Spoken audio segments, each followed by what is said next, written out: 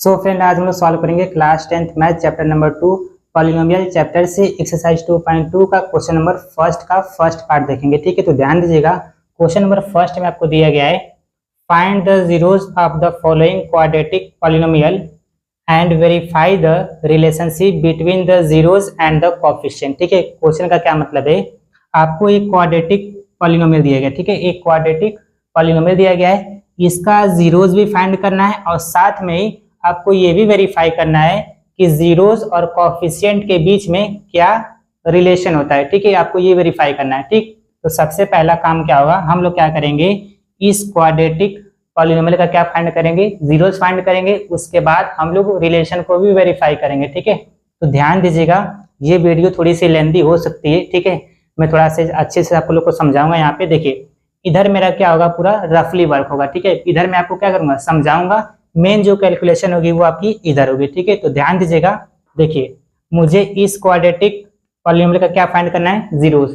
इस quadratic polynomial का क्या फाइंड करना है, जीरोस। ठीक है, तो मैं क्या करूंगा, इस क्वाड्रेटिक पॉलिनोमियल को क्या करूंगा, जीरो के इक्वल रख लूंगा। ठीक है, जीरो के इक्वल, क्यों, क्योंकि मुझे जीरोस फाइंड करना है। ठीक है, तो ध्यान दीजिएगा, यहाँ पे x square minus 2x minus 8 और इज इक्वल टू में 0। ठीक है, माइनस 8 इज इक्वल टू में 0। ठीक है, मुझे इसका जीरोस फाइंड करना था, तो मैंने क्या किया, इसको जीरो के इक्वल रख लिया। ठीक है, इधर मैं आपको समझाने की कोशिश करता हूँ। यहाँ पे देखिए, एक क्वाड्रेटिक पॉलिनोमियल का जो स्टैंडर्ड फॉर्म होता है वो ax square plus bx plus c होता है। ठीक है, ये क्या है, एक क्वाड्रेटिक पॉलिनोमियल का क्या है, स्टैंडर्ड फॉर्म है। ठीक है, अब ध्यान दीजिएगा, हम क्या करेंगे इससे, ठीक है, इससे अपने क्वाड्रेटिक पॉलिनोमियल को क्या करेंगे, कंपेयर करेंगे। क्या करेंगे, कंपेयर करके किसका वैल्यू निकालेंगे, ए का वैल्यू निकालेंगे, फिर बी का वैल्यू निकालेंगे, फिर सी का वैल्यू निकालेंगे। ठीक है, अब ध्यान दीजिएगा,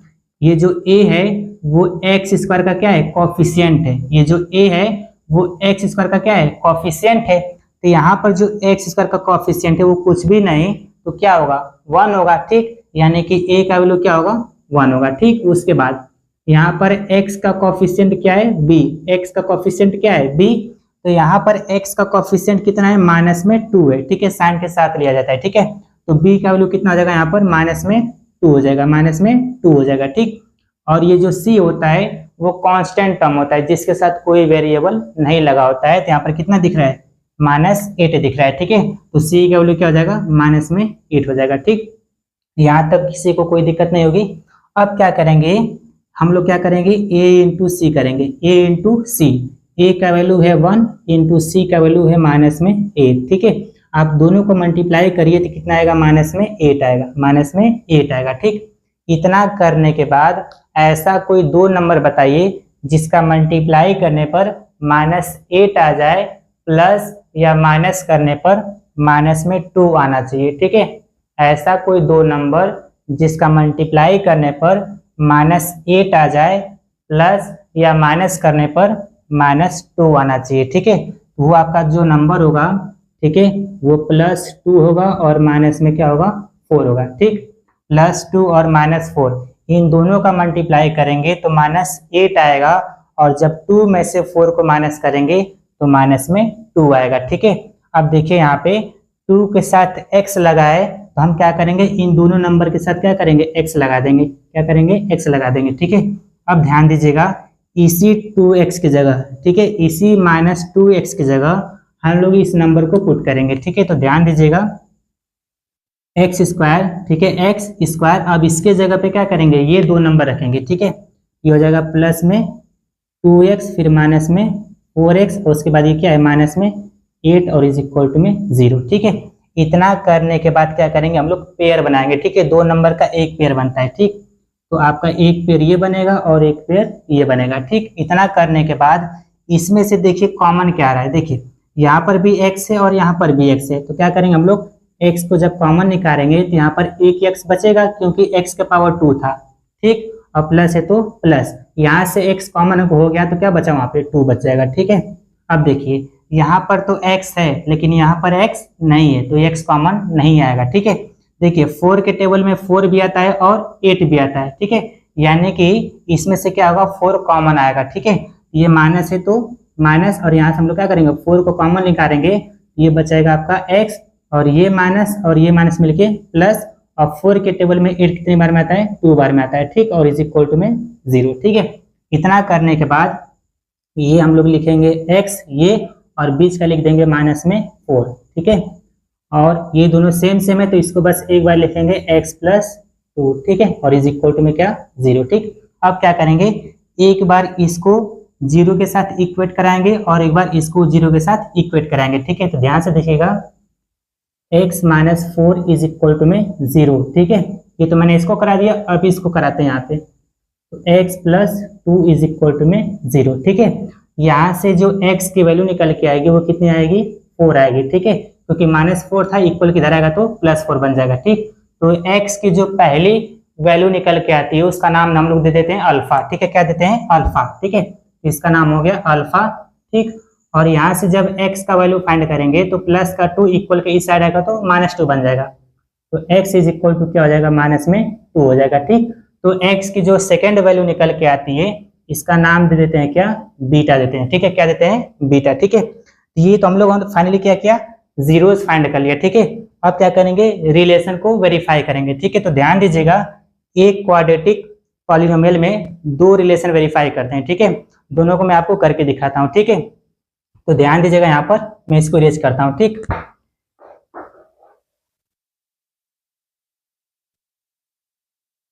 देखिए, जो पहला रिलेशन होता है ना वो alpha plus beta is equal to minus में बी अपॉन ए होता है, ठीक। पहला रिलेशन क्या होता है, alpha plus beta is equal to minus B upon A होता है, ठीक है, ये आपको बुक में दिया गया होगा, ठीक है। तो ध्यान से देखिएगा, अल्फा की वैल्यू यहाँ पर कितनी है, 4, तो अल्फा की जगह पुट करेंगे 4 प्लस बीटा की वैल्यू कितनी है, -2, तो यहाँ पर हो जाएगा आपका -2, ठीक, और इज इक्वल टू, ये माइनस है तो माइनस लगा देंगे, बी क्या होता है पता है, एक्स का कोएफिशिएंट होता है, ये जो बी है वो क्या है, एक्स का कोएफिशिएंट है। तो ध्यान से देखिएगा, यहाँ पर एक्स का कोएफिशिएंट कितना है, -2 है, -2 है, ये तो फॉर्मूले का माइनस है, और बी का वैल्यू भी किसमें है, -2 है, ठीक, और अपान में ए क्या होता है, एक्स स्क्वायर का कोएफिशिएंट होता है, तो यहाँ पर एक्स स्क्वायर का कोएफिशिएंट क्या है, 1 है, ठीक है, कुछ नहीं तो 1 होगा, तो अपान में 1 लिखने का कोई मतलब नहीं है, तो मैं 1 को नहीं लिखूंगा यहाँ पर, ठीक है। तो अब देखिएगा, ये 4 प्लस माइनस क्या हो जाएगा, माइनस, और ये हो जाएगा 2, ठीक है, और इज इक्वल टू, ये माइनस माइनस मिलके प्लस, ये हो जाएगा आपका 2, 4 में से 2 घटेगा तो 2, और इज इक्वल टू में कितना हो जाएगा, 2, ठीक है, means LHS is equal to RHS, ठीक है, LHS is equal to RHS। ये पहला रिलेशन था। सेकेंड रिलेशन जो होता है वो होता है alpha into beta is equal to में C अपॉन ए होता है, ठीक है, alpha into beta is equal to क्या होता है, C अपॉन ए होता है, ठीक। अब ध्यान दीजिएगा, अल्फा की वैल्यू यहाँ पर कितनी है, 4 है, ठीक है, तो अल्फा की जगह पुट करेंगे 4, और इंटू बीटा की वैल्यू यहाँ पर कितनी है, -2 है, ठीक है, ये हो जाएगा -2 इज इक्वल टू, C क्या होता है, कांस्टेंट टर्म होता है, C क्या होता है, कांस्टेंट टर्म, जिसके साथ कोई वेरिएबल नहीं लगा होता है, तो यहाँ पर कितना दिख रहा है, -8 दिख रहा है, ठीक है, तो C का वैल्यू क्या हो जाएगा, -8 हो जाएगा, और A का वैल्यू अभी मैंने जस्ट बताया, A क्या होता है, एक्स स्क्वायर का कोएफिशिएंट होता है, यहाँ पर क्या था, 1 था, तो अपान में 1 लिखने का कोई मतलब नहीं है, ठीक है। अब 4 का मल्टीप्लाई -2 के साथ करेंगे तो -8 आ जाएगा, और इज इक्वल टू में क्या है, -8 है, ठीक है। तो यहाँ पर भी आपका क्या हो गया, LHS is equal to RHS, ठीक है। तो ये आपके 2 रिलेशन थे, ठीक है, पहला relation alpha plus beta is equal to -B upon A, और सेकेंड जो होता है वो alpha into beta is equal to C by A होता है, ठीक है। तो आई होप आप लोगों को समझ में आ गया होगा, मिलते हैं अगली वीडियो के साथ, तब तक के लिए बाय।